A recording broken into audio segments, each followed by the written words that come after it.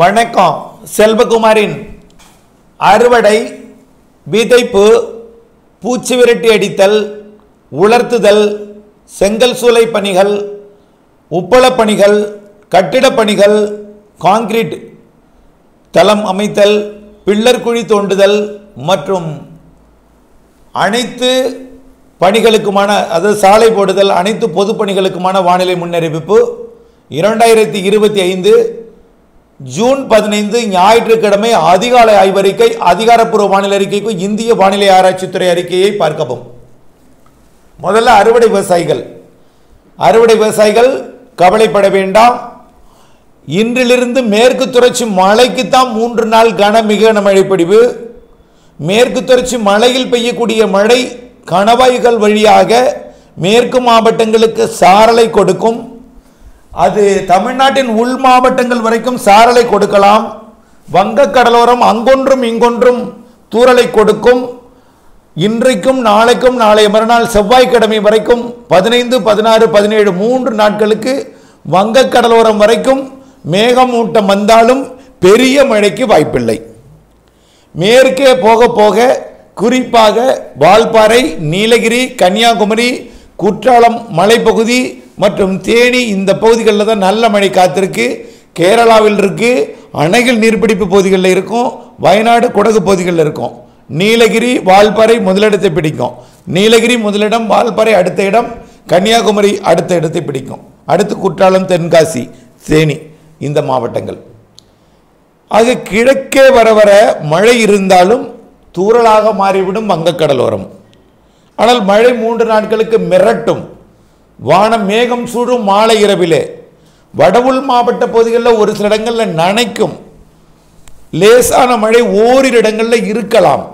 ஆனால் இது அறுவடையை பாதிக்காது. 3 நாட்களுக்கு மிரட்டி கொண்டிருக்கும். செவ்வாய்க்கிழமை வரை மேற்கு மாவட்டங்களில் ஏதேனும் அறுவடை இருந்தால், மழை காய்கறிகள், மலை பயிர்களில் அறுவடை ஏதாவது இருந்தால் தான் பிரச்சனை. அதுவும் 3 நாட்கள் வரைக்கும் தான். அதற்கு பிறகு ஓய்ந்துவிடும் இந்த தென்மேற்கு பருவமழை. அதற்கு அடுத்த மழை எப்பன்னு பார்த்தீங்கன்னா இந்த 15, 16, 17க்கு அப்புறம் 22ஆம் தேதி அடுத்த சிஸ்டம். அது வடகிழக்கு மாநிலங்கள் வழியாக வங்கதேசம், மேற்கு வங்கம் வழியாக இமயமலை ஒட்டி அது பாகிஸ்தான் எல்லையோரம் போக போகிறது. அதனால அது தமிழ்நாட்டிற்கு ஒரு கேரளாவிற்கோ பெரிய மழை தராது. அதற்கு அடுத்த நிகழ்வு வங்கக்கடலில் அந்தமான் வடக்கு பகுதியில் உருவாக போகிறது. அந்தமான் வடக்கு பகுதியிலிருந்து ஒடிசாவின் கடலோரம் மற்றும் ஆந்திர பிரதேச வடக்கு பகுதிக்கு வரலாம். ஆந்திர பிரதேசம் வடக்கு முதல் வங்கதேசம் வரைக்கும் உள்ள கடலோர பகுதிகளுக்கு இந்த மாத இறுதியில் நிகழ்வு வந்தடையும். அது நல்ல மழைப்பொழிவை தென்மேற்கு பருவமழையை தீவிரப்படுத்தும்.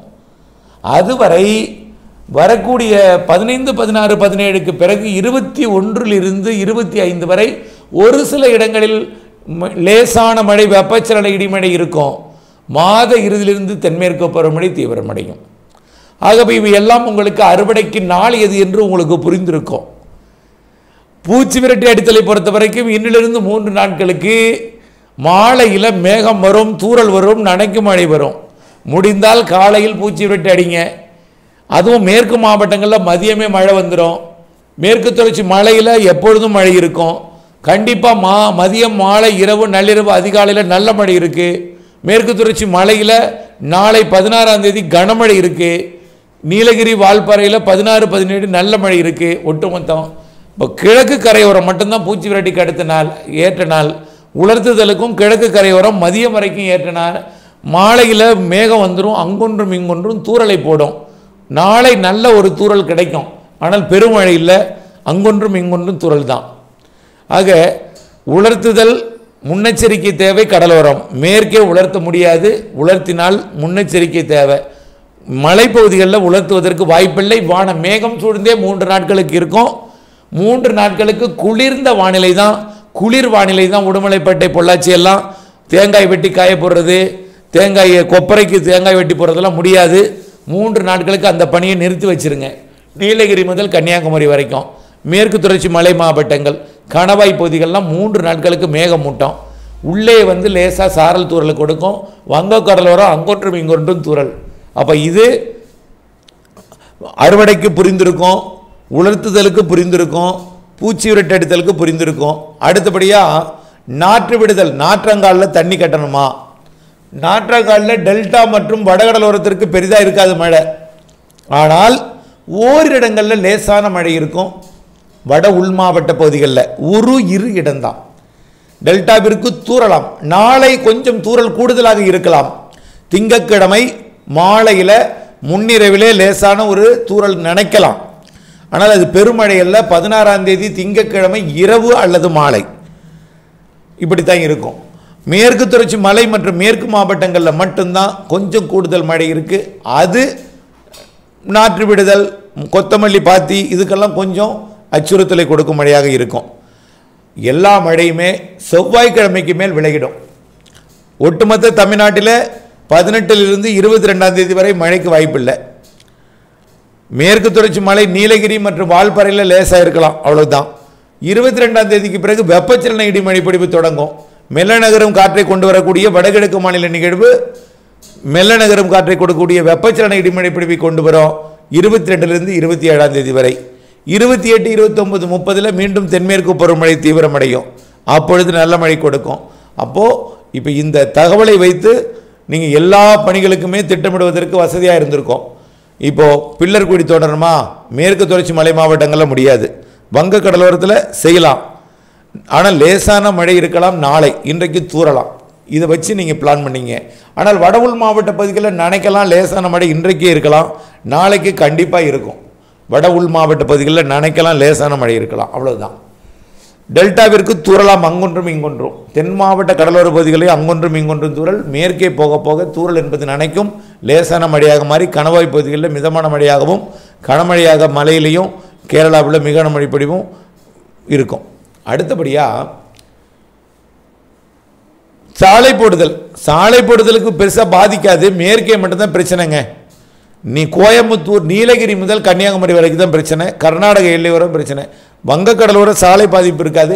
நீங்கள் வேண்டாம், நிம்மதியாக ஒரு அழகாக ஒரு சாலை அமைக்கணுமா, ஈரமே இல்லாமல் ரோடு இருக்கணுமா, தொடங்குங்க பணியை 18ஆம் தேதியிலிருந்து. 18லிருந்து 22ஆம் தேதி வரைக்கும் நீங்கள் நல்லா பணி செய்யலாம். அது காங்கிரீட் போடுறது எல்லாவற்றிற்கும் ஏற்ற நாள் 18லிருந்து 22ஆம் தேதி வரைக்கும். அதே போல் உப்பள பணிகளுக்கு பாதிக்க மழை இல்லைங்க. அது வேணால் பழவேற்காடு பகுதிக்கு லேசான மழை கொடுக்கலாம், மரக்காணம் பகுதிக்கு தூறலாம் நினைக்கலாம். ஆனால் டெல்டா மாவட்டங்களில் வேதாரண்யம் பகுதிக்கு அங்கொன்றும் இங்கொன்றும் தூறலாம், மேகமூட்டம் வரலாம், மிரட்டலாம். தூத்துக்குடிக்கும் அதே போல் நினைக்கலாம், வேறையே பெரிய மழை இல்லை. அடுத்தபடியாக செங்கல் சூளை பணி 18ஆம் தேதியிலிருந்து நீங்கள் தீயிடலாம், செங்கல் சூளை பணியை தொடக்கலாம். 3 நாட்களுக்கு கொஞ்சம் வேண்டாம், மிரட்டி கொண்டிருக்கும், வேண்டாம். அதனால் 18ஆம் தேதியிலிருந்து நீங்கள் தொடங்குங்க பணியை. ஆனால் 28ஆம் தேதியிலிருந்து அடுத்த மழை இருக்குது, 22லிருந்து ஆங்காங்கே இடிமழை இருக்குது. அதை முதல்ல நினைவில் வச்சு கொள்ளுங்கள். அடுத்தபடியாக பார்த்தீங்கன்னா பெரும்பாலும் எல்லா தூர்வாரும் பணியும் முடித்திருக்க வேண்டும். ஏன்னா மேட்டூர் அணையிலிருந்து தண்ணீர் வந்து விட்டது, கல்லணை திறக்கப்பட இருக்கிறது.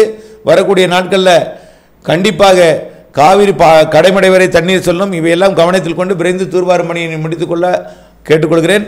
அதே போல் பள்ளங்களில் மீன்பிடித்தல், அதாவது ஆறுகளில் கூடிய பள்ளங்களில் மீன்பிடிக்கும் பொழுது தண்ணீரை வெளியே இறைத்து ஊற்றிவிட வேண்டாம், ஆவியாக்கி விட வேண்டாம்.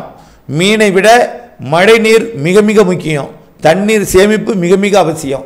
அதனால் ஒரு பள்ளத்திலிருந்து இன்னொரு பள்ளத்துக்கு இறைத்து ஊற்றணுமே தவிர மேட்டுக்கு இறைத்து காய வைத்து ஆவியாக்கி விடாதீர் என்று அன்போடு கேட்டுக்கொள்கிறேன். தொடர்ந்து இணைந்திருங்கள், திட்டமிட்ட பணி செய்திருங்கள். நன்றி.